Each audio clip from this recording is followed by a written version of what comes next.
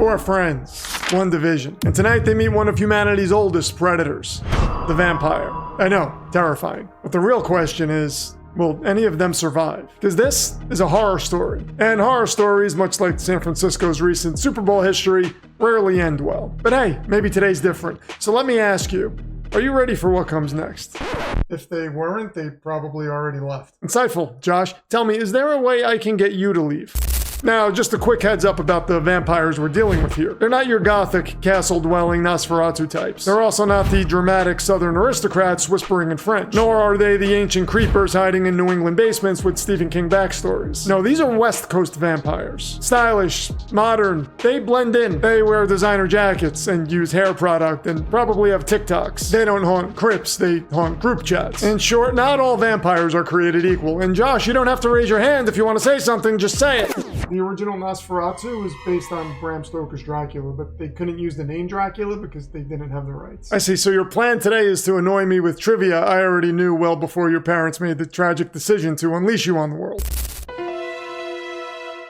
It begins on a brisk autumn afternoon in the cursed town of Shady Hollow. 4 friends sit at a cafe, unaware that their lives are about to take a very undead turn. There's Mitchell, the burly Seahawks fan, still trapped in an endless spiral of regret for choosing to purchase a DK Metcalf jersey over JSN just over a year ago. He hasn't forgiven himself, and he might never. Then there's Jessica, the 49ers fan. Warm, but emotionally unavailable to any Niners quarterback not named Jimmy Garoppolo, and can draw his face perfectly from memory, even with her eyes closed. Then there's Nathan, the wiry, bookish Rams fan, who dreams that Sean McVay is feeding him nuggets of wisdom from a backpack like Yoda in Empire Strikes Back. He doesn't tell anyone about these dreams, but often wakes up disappointed once he realizes they're not real. And finally, we have Camilla, the Cardinals fan. So emotionally abused by years of mediocrity, she stopped reacting to things that bring normal people joy.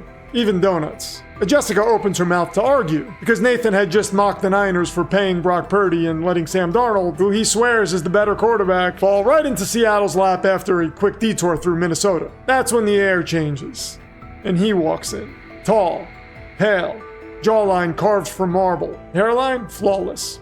Clothes, immaculate. The kind that quietly scream, I chop where bloodlines matter. He glides past their table like he's being followed by a wind machine and an emo soundtrack. They all turn to watch him sit at a table nearby. Nathan raises an eyebrow. Vampire much? He says, dry. Camilla blinks like she's shaking off a trance. What? Nathan nods towards the pale stranger. The guy's practically holding a sign that says, yes, I am a creature of the night. Camilla shakes her head. Creatures of the night do not show up in the middle of the afternoon. Nathan shrugs. That's not true. Twilight vampires show up to school every morning, in convertibles no less. Jessica joins in, dead serious. Jimmy Garoppolo could easily pass for a Twilight vampire. Mitchell, barely glancing up, mutters, until you looked at his injury history. Jessica frowns and tells him to shut up. That's when they hear a voice. Smooth, steady, assured. Forgive the intrusion, but did someone just mention creatures of the night? They all look up. The pale one is standing beside them at the table, grinning, as if he already knows how this story ends. I hope you weren't talking about me, he says. Oh man, we can all relate to that. Josh, don't you just hate when you're talking about someone and then suddenly they're standing right there? Yeah, especially if that someone's a Twilight vampire. Okay, there is no evidence that this someone is actually a Twilight vampire. You're just letting Nathan's paranoia infect that already overcrowded brain of yours, which is probably filled with whatever jelly beans are filled with. Now cue Dave the narrator in case anybody here still doesn't know what a Twilight vampire actually is. Twilight vampires have hard, stone-like skin and aren't affected by most traditional weaknesses. They don't burn in sunlight. They're immune to garlic, crosses, and holy water, and they don't sleep in coffins. Traditional vampires, by contrast, are destroyed by sunlight and can be killed with a wooden stake through the heart. They often cast no reflection, avoid religious symbols, and must be invited into your home. None of the friends speak as the pale one looms over them. I'm new in town, he says. Just wanted to say hello. His eyes lock on Camilla. He gently takes her hand and kisses it with a disarming old-world charm. Pleased to meet you, he says. Camilla barely breathes. Camilla, that's my name. He smiles again. Charmed, he says. I'm Fredward.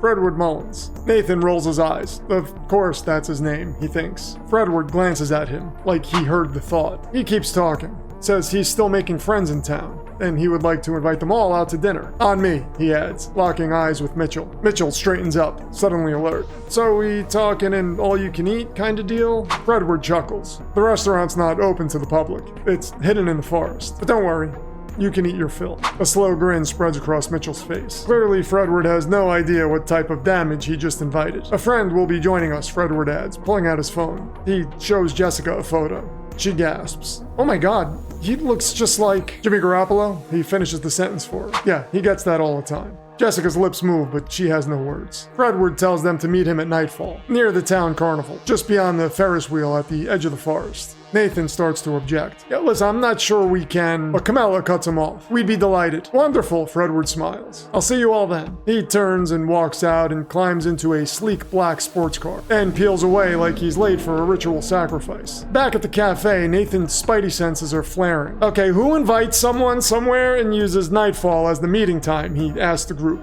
Oh, I know. A vampire does. But no one's listening. Mitchell is on his phone. Did he mention the name of the place? I want to check if they post portion sizes online. And Jessica is busy talking to herself. He really did look like Jimmy G. And not just a little, like a lot. I mean, it's crazy. And Camilla, well, she's still staring out the window, eyes glazed, smiling faintly, like she can already see Fredward waiting for her in the fog. And that's what clinches it for Nathan. Because Camilla is basically dead inside. She never looks forward to anything. But she is looking forward to tonight. Because he did something to her. And if he can give a Cardinals fan hope, he might just be more powerful than Nathan ever could have imagined.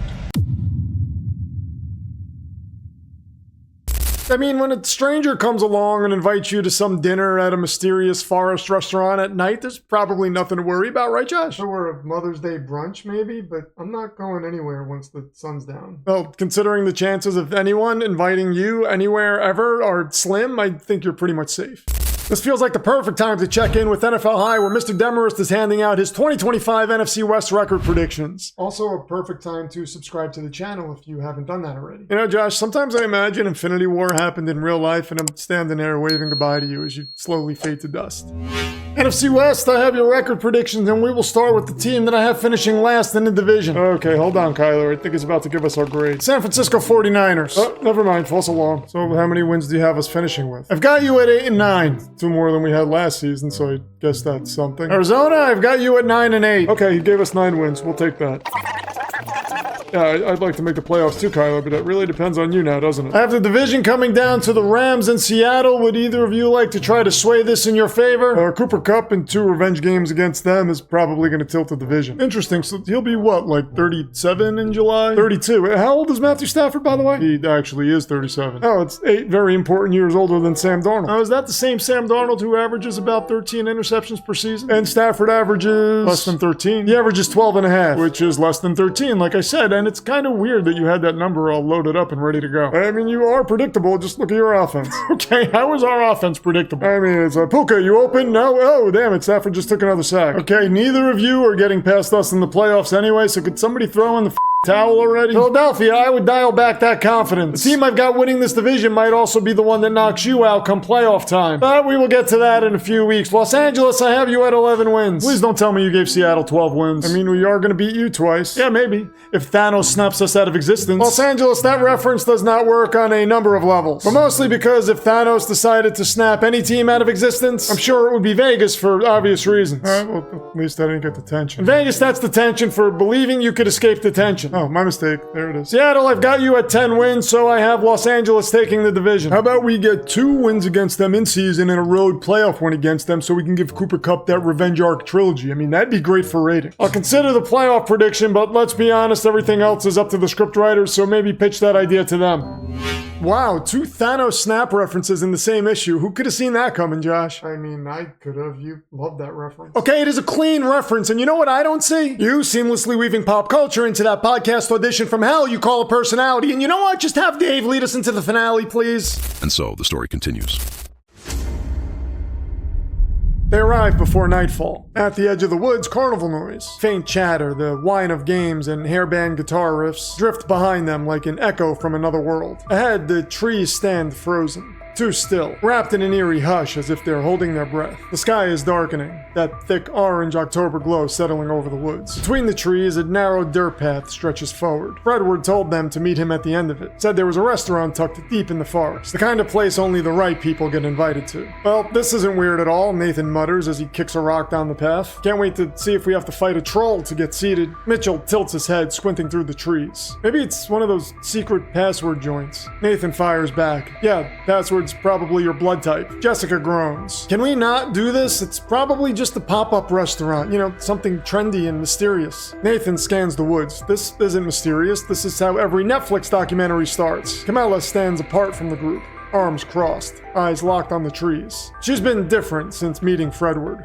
Softer, lighter, almost hopeful. And that's what unsettles Nathan the most. Then, the sound of crunching leaves, footsteps coming toward them. A shadow moves between the trees, tall, sharp features, bleach blonde hair, and a long black trench coat. Like a lost boy who never got the memo that the 80s ended. He steps into view, calm, unblinking. Fredward's already at the restaurant, he says, then turns without waiting for a response. He motions for them to follow and starts down the path. They hesitate, just long enough to feel the weight of the moment. Then, like characters who already know they're in a horror story but keep going anyway, they follow. Jessica tries to make conversation. So, is anyone else joining us? The man doesn't break stride. He just shakes his head. She narrows her eyes. You don't look like Jimmy Garoppolo. He glances over his shoulder as if the name means nothing to him. Jimmy who? Jessica bites her lip. Son of a mother, I knew it, she growls. I'm gonna kill Fredward. The man laughs, as if he's in on something. Something he knows they're not aware of. They push deeper into the forest until a building reveals itself between the trees. Elegant, made of stone. New but old in spirit. Its windows glow dimly, but not from light. From eyes. Watching. Fredward's black car sits parked outside, angled toward them like a predator waiting for prey. The passenger door opens. He steps out, calm and collected as ever. I see you've met Darius, he says, gesturing toward the blonde one. Come on. Let's go in. Nathan plants his feet. All right, enough of this. I am not going in there. Fredward turns, smiling but not kindly. Is there a problem? Camilla laughs nervously. He thinks you guys are vampires, which is ridiculous. Fredward glances over at Nathan. He's exactly right, he says. The group chuckles awkwardly, until they realize Fredward isn't laughing. Neither is Darius. Fredward continues. We've roamed these forests for decades, moving town to town, offering people a chance at something extraordinary. Immortality. Jessica takes a step back. Are you serious? Her voice sharpens. So you lied about the Jimmy G thing, and now you want to make us all undead? Fredward corrects her almost cheerfully. Make one of you undead. The rest, Nathan cuts him off, will just be dead. Darius laughs at that. A low, joyless sound. And that's when the figures begin to emerge from the stone building. Pale, red-eyed, smiling. They begin to approach the group.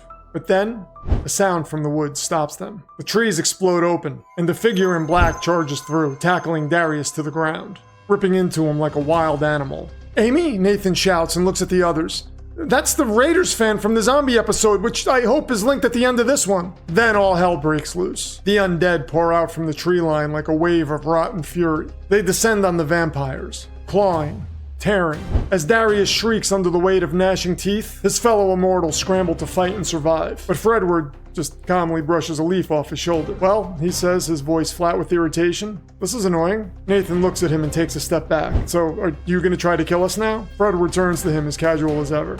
Oh, heavens no. Honestly, I couldn't do that alone. There were 4 of you. He glances at Jessica, who's still staring at him like she wants to throw hands. And I'm pretty sure she could take me out by herself right now. Nathan narrows his eyes. But aren't you like a Twilight vampire? Fredward lets out an offended scoff. What? No, I'm more like Morbius from Spider-Man. Only he's way more powerful because he's a comic book character, and he gestures at himself, obviously real. Camilla squints. Morbius? Fredward nods. Yeah, he doesn't have marble skin, sunlight's not a problem for him, but yeah, he's still susceptible to a good old-fashioned ass-kicking. He gestures towards his car. I can offer you a ride out of the forest, away from the zombies. Then I'll be off to another town. Camilla throws up her hands. See, this is why I do not get excited about anything. And as they pile into the car, Mitchell stops and surveys the carnage one last time. So I guess dinner is a no-go then?